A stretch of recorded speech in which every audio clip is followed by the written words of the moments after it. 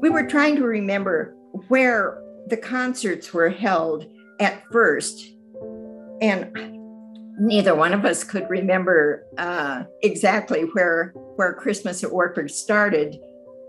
But after 1950, or in 1952, I guess it would be 51, 52, when we had the Knights Gym, that was the biggie.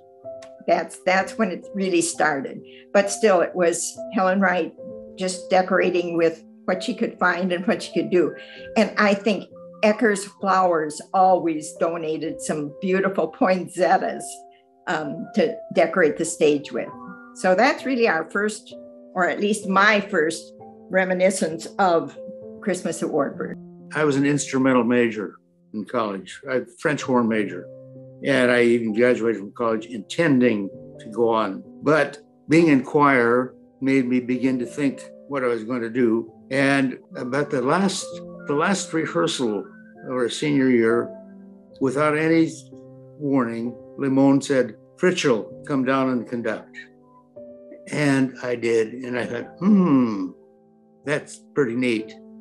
Being at Wartburg and Wartburg Choir changed my whole direction. When Dr. Limon retired and I took over, I think that's the first time that we really did dialogue. During the concert. During the concert, yeah.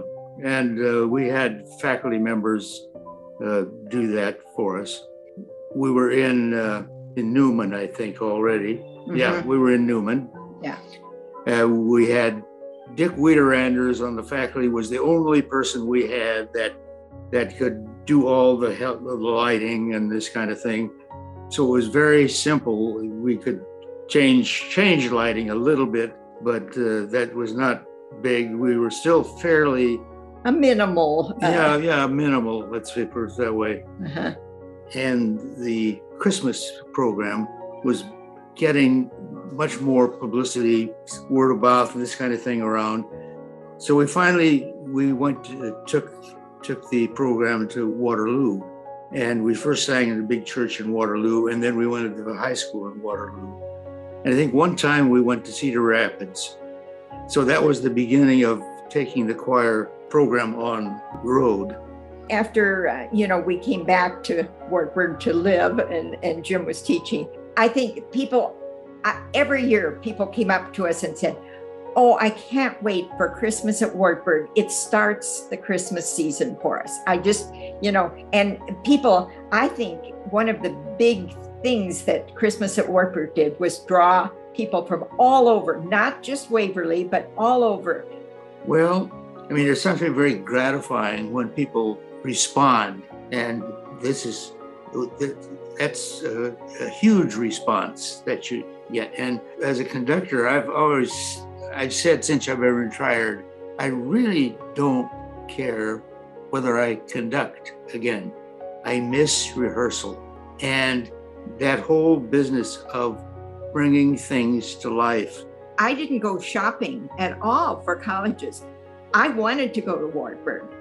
And of course, because both of my parents had gone there when it was, what did they call it? A normal school yeah. And of course, my dad went on then, because he was a pharmacist, he went on to Des Moines University and so on. But no, Wartburg was just my home. My aunts and uncles went there. I mean, everybody, we all went there and we loved it. We have been so proud of what's happened to the Wartburg Choir under Paul and under you now. We just are just so grateful that the Wartburg Choir is what it is. It just grows and grows and grows. It's a big name in the U.S. now. It is. When we moved to California, we still had a group of four couples. Four couples, that got together, and we all were in Wartburg Choir. And it's just something you do not forget.